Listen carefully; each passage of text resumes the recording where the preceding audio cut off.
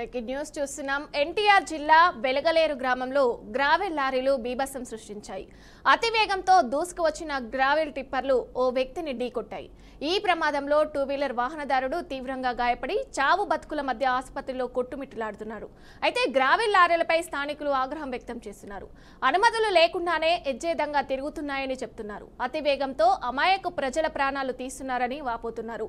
Gravel లారీల దూకుడుతో ఎప్పుడు ఏ ప్రమాదం జరుగుతుందో అని భయంతో బతుకుతున్నామని స్థానిక ప్రజలు ఆవేదన వ్యక్తం చేస్తున్నారు.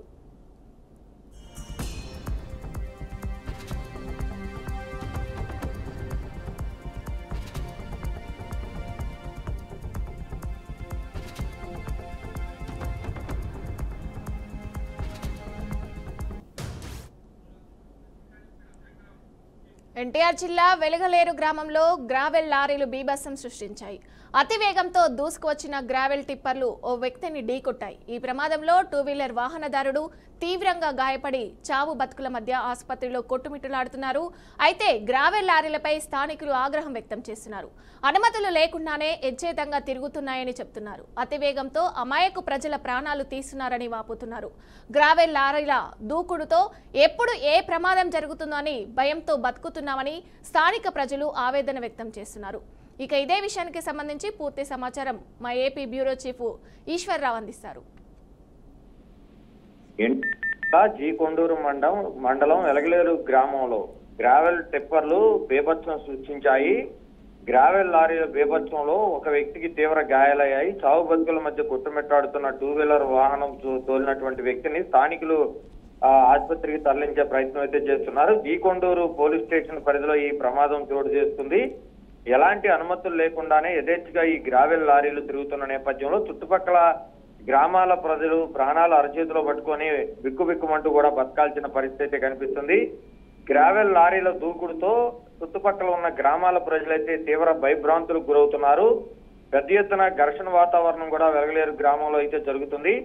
గ్రామంలో ఉన్నటువంటి స్థానిక ప్రజలందరూ కూడా పెద్ద ఎత్తున ఆగ్రహం వ్యక్తం చేస్తున్నారు. అటు పోలీస్ అధికారులు కావచ్చు, రెవెన్యూ సిబ్బంది కావచ్చు, కాసులకు కక్కుర్తిపడి చోద్యం చూస్తున్నారని స్థానికంగా ఉన్నటువంటి గ్రామస్తులైతే విమర్శలు చేస్తూ ఉన్నారు. అయితే పెద్ద ఎత్తున విమర్శలు కూడా వస్తూ ఉన్నాయి. ఏదైతే కొండపల్లి ప్రాంతం నుంచి కూడా ఎలాంటి అనుమతులు లేకుండా ఈ గ్రావెల్ మొత్తం కూడా విజయవాడ ప్రాంతానికి తరలిస్తున్నట్టు కూడా అక్కడ ఉన్నటువంటి స్థానికులు తెలియజేస్తున్నారు. అయితే గ్రామాల్లో నుంచి అతివేగంగా వెళ్తున్నటువంటి టిప్పర్లు ఏదైతే ఉందో ఆ టిప్పర్లకు సంబంధించినటువంటి డ్రైవర్లు పూర్తి స్థాయిలో శిక్షణ లేకపోవడం, కండక్టర్లే ఆ లారీలను కూడా తోలటం, ఏదైతే ఈ టిప్పర్లు ఉంటాయో ఆ టిప్పర్లకి ఫోన్ నెంబర్లు కూడా టిప్పర్లకు సంబంధించినటువంటి ఏదైతే వెహికల్స్ కి సంబంధించినటువంటి నెంబర్లు కూడా సక్రమంగా లేకపోవడంతో అనేక అనుమానాలకు తావు తీస్తుంది.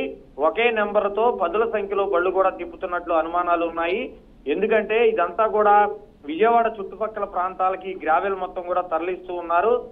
సాయంత్రం పూట అర్ధరాత్రి పూట కూడా యథేచ్ఛగా వందల సంఖ్యలో ఈ టిప్పర్లు తిరుగుతున్నప్పటికీ కూడా రెవెన్యూ సిబ్బంది మాత్రం కళ్ళుండి కబోదిగా వ్యవహరిస్తున్నారన్న విమర్శలు కూడా వినిపిస్తున్నాయి.